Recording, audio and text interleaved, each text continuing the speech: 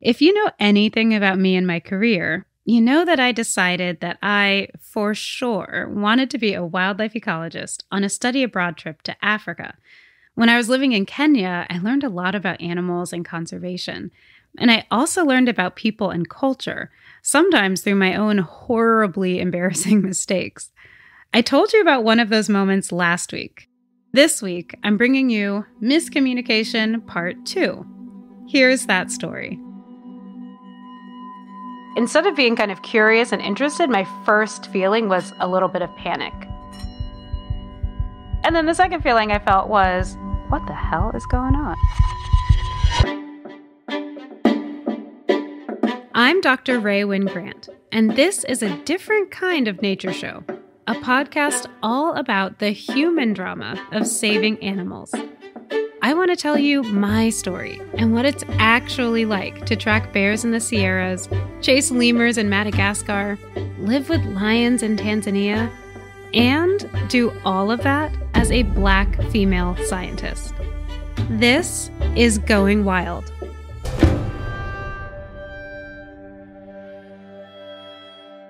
How to even start this story, I don't know. And from what I understood then and kind of what I still understand now about traditional Maasai culture, marriage is a huge, huge part of the coming of age process. And from an American and kind of Western identity, Maasai folks traditionally get married quite young, especially women. And in traditional Maasai culture, someone can have more than one wife, and that is totally normal. I think just saying it like that, the reaction from, like a Western perspective is kind of like, oh, that's strange. Maybe that's not very good for the women. I definitely learned in my experiences with the Maasai not to be judgmental in that way. I found myself even over the course of the semester getting comfortable with the idea of polygamy, with meeting people and, asking them like, oh, well, how many wives do you have? How many children do you have? Asking those kinds of questions were totally appropriate. It was completely acceptable to inquire about that. But what wasn't acceptable is to ask someone, well, how many cows do you have? Because that's a measure of wealth. I absolutely learned that from error. Error. Because there were a number of times when I just asked like, oh, you have cows? No way. Well, how many cows do you have? And eventually, a couple questions in, I remember one of the staff members said, yeah, it's really not polite to ask people that question. Try not to do that.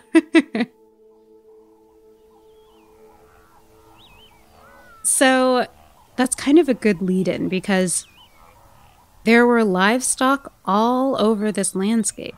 So much of the Study Abroad program was focused on going into national parks, and doing game drives and game counts and studying wild animals outside of the national parks, in the bush where there was the overlap of Maasai communities and wild animals around.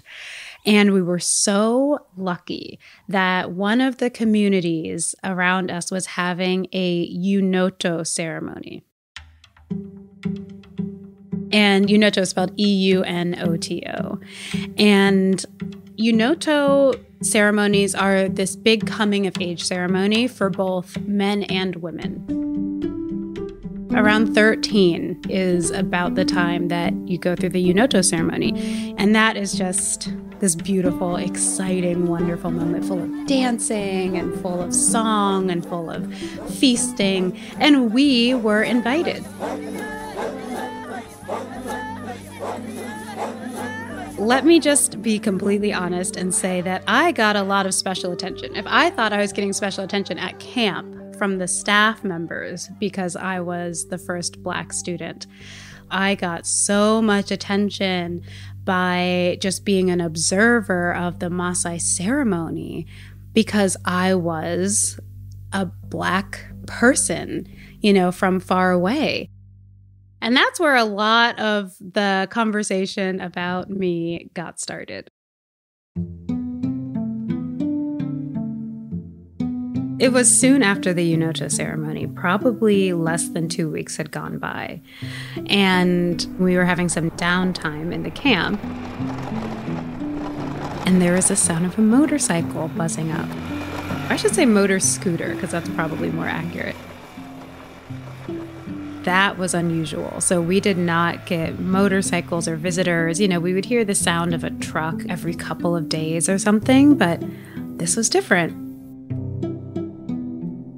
A few minutes later, one of the students came trotting over to where I was sitting and said, "Ray, there's someone here to see you." And instead of being kind of curious and interested, my first feeling was a little bit of panic. Well, that's impossible. The only reason anyone would be here to see me is if something horrible happened and someone came from the United States all the way here to see me because there's some horrible, important emergency news. I stood up. I remember being kind of in a daze. And there at the entrance were a couple staff members that, I knew pretty well, the men, and a guy from the village that I didn't recognize.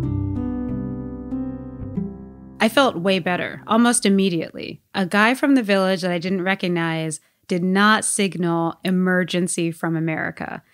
And I was super confused and very, very curious. But the biggest feeling I felt was relief. And then the second feeling I felt was, what the hell is going on?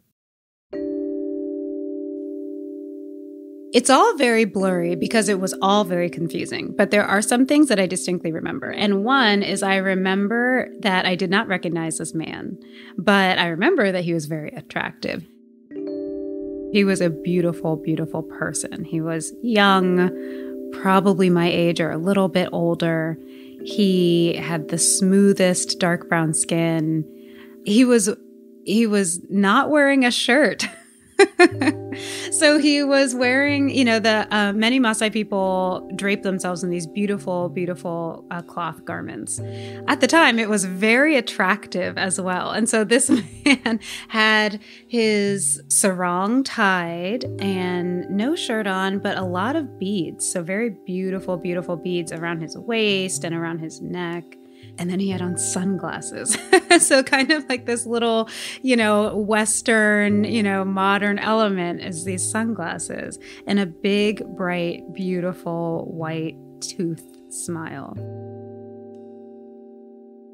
He was smiling not at me. He was smiling at the other staff members who he seemed to know. It seemed like they were buddies. And one of the staff members said, "Sulatai would like to meet you. He is from the nearest village." And I said, "Okay, hi, nice to meet you. My name is Ray."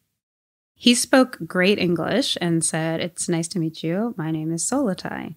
And then it was silent. And it was awkward. And it just lasted. And it just lasted and lasted and lasted. And then the two staff members exchanged some words with Sulatai in the Maasai language. So not even Swahili, where I could maybe pick up a word or two that I understood, but in the Kima language. And, again, this was me just part of the way into my self-confidence journey. So the Ray today would have piped in and said, "Excuse me, what's going on?" But the Ray back then, late teenage, college student Ray, just sat there awkwardly, kind of half smiling, trying to figure out what was happening. And before I got any sense, I was excused. I turned around and I walked back into my classroom, and two of my friends that I had made on my trip were eavesdropping the entire time. So I walked back into the classroom and I saw them and they said, "Oh my God, what's going on? Oh my God, what was that? What was that?" And I had no answer. I couldn't answer except, well, I don't know. There's this guy from the village. Did you see him? He's cute. And he wanted to meet me. And so he met me. And that was it. My friends kind of hyped me up. They said, maybe he wants to date you. Maybe he heard about you and heard you were beautiful and wanted to come see for himself. So that was a fantasy that I was very happy to accept and start believing in. And so I did, but that wasn't a part of what I expected for this trip. So it was really fun to kind of spend a little bit of time thinking to myself, hey, maybe that's what's going on. Am I going to get a Kenyan boyfriend? Like, this is really cool. As exciting and confusing as this interaction had been, nothing else seemed to come from it. And months went by. Months. I never saw this guy.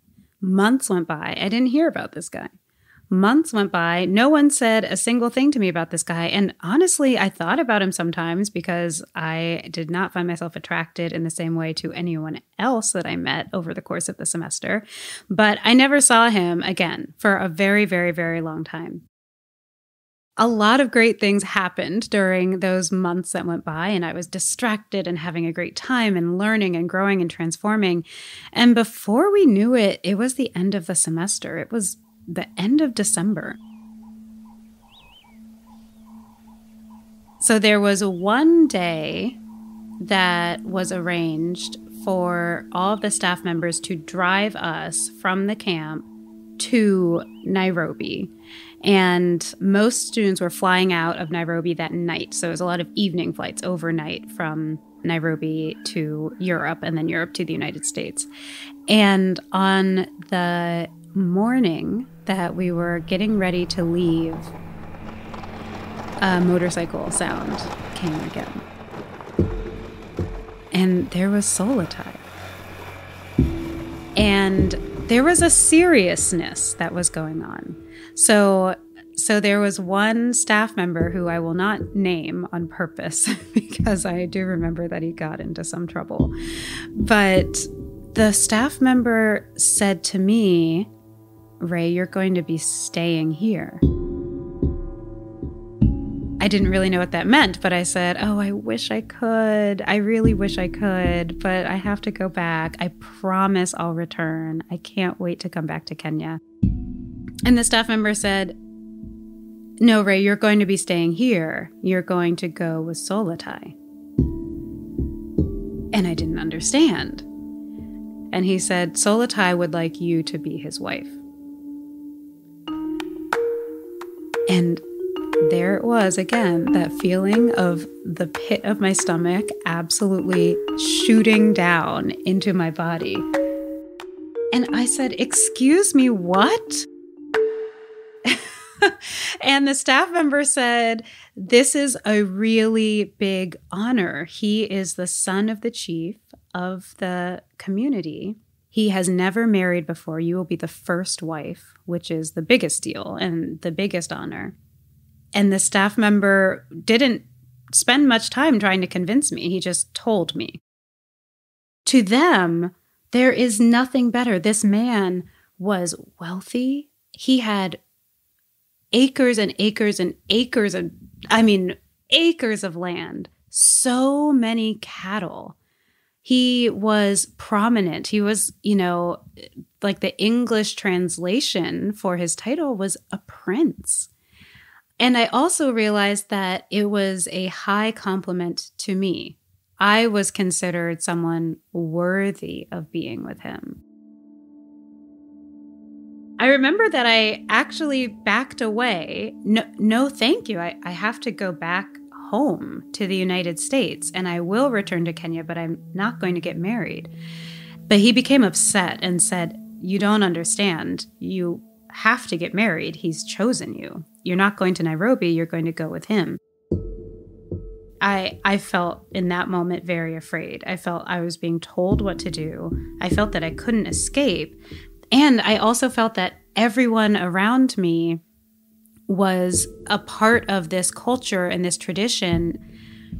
And again, I'm just such a different person today. Today, I'm a grown-up, and I would have rung the alarm and gotten the help I needed from whoever was at the camp. I don't know, maybe my professors or someone, to help say, like, this isn't appropriate and it's not going to happen. But I was embarrassed and I felt ashamed. Perhaps I had brought this on. Perhaps I had been too fun and congenial and flirtatious or did this to myself. I was blaming myself for this misunderstanding, and that's so complicated and just absolutely not right. I just said no. I said, I'm not doing this. I'm not going. I'm going to Nairobi and I'm flying home.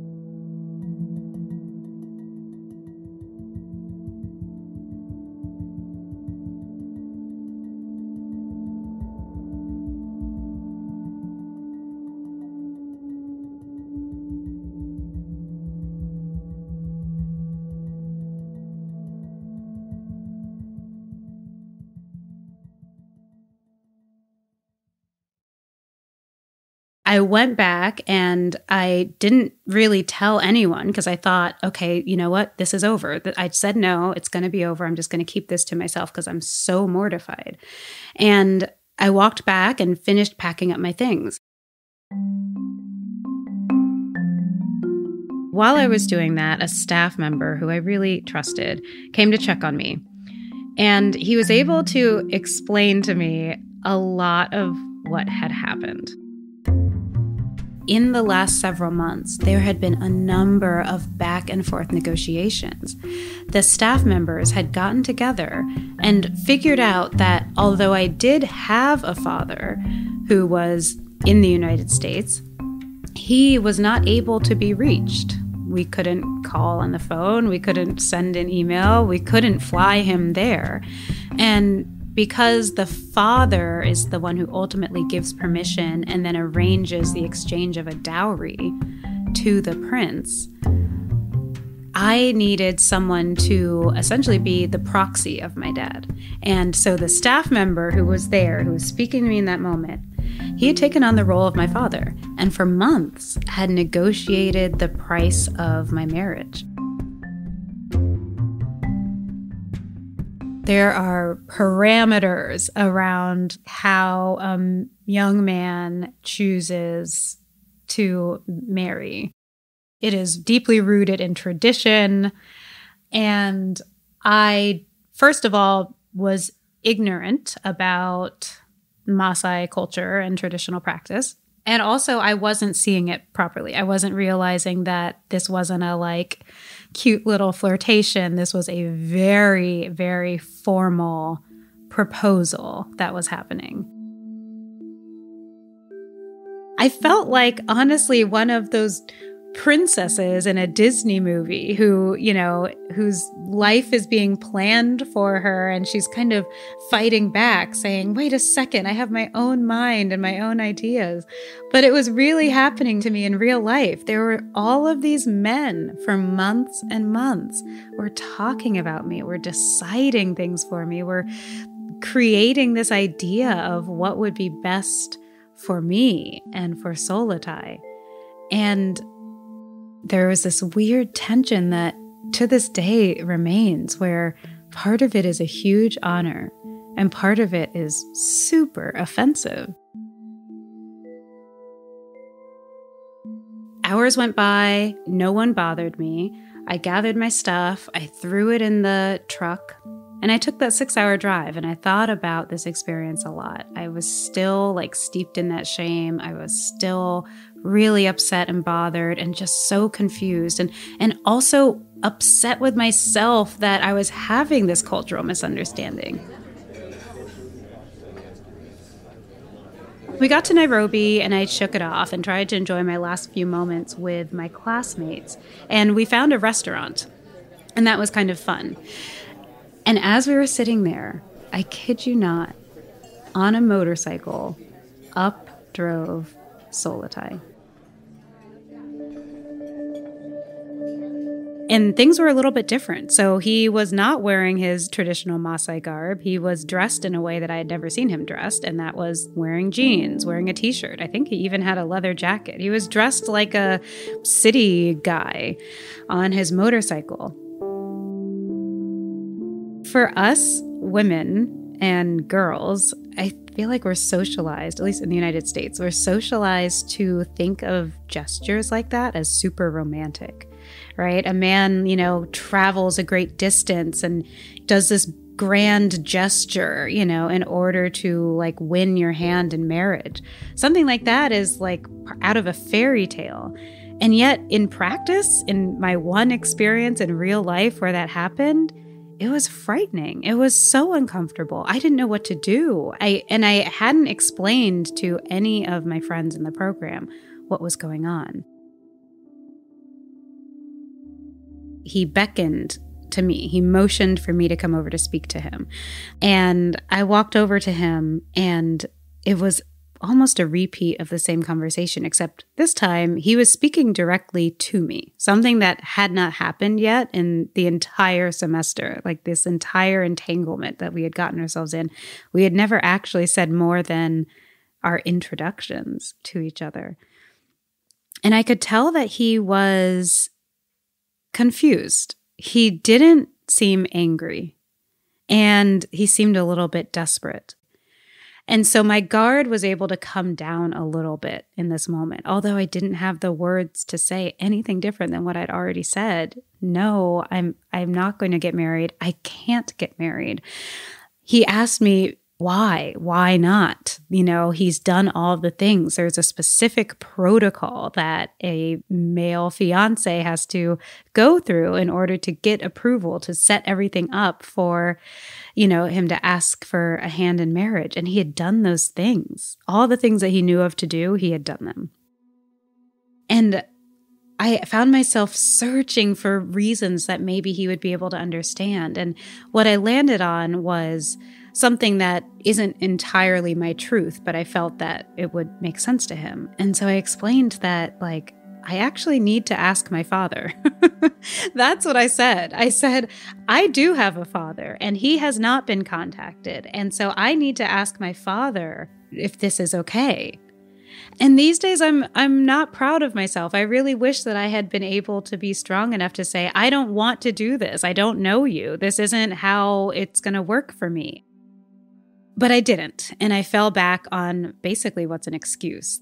And it seemed to be acceptable. And he was disappointed. He was essentially kind of resigned, his shoulders hunched over. I could tell that he felt like he had lost so much. My only regret at this point was that I left him essentially in limbo. I left him wondering if the answer was eventually going to be yes, if somehow I was going to come back and be able to let him know. I gave him my mailing address so that if he wanted to send mail, he could. I gave him my email address so that if he found himself somehow in Nairobi at an internet cafe or something, he could message me. And the honest truth is that I never heard from him again. And I don't know if it's because he figured out that I was never coming back or if he wasn't able to access ways to contact me. I said goodbye to him at that moment, and he hopped on his motorcycle and sped away. It felt a little bit like a part of my future, like this big opportunity for me to become Kenyan, to fully commit to sinking into this place and these cultures and this life, that option was also driving away along with him.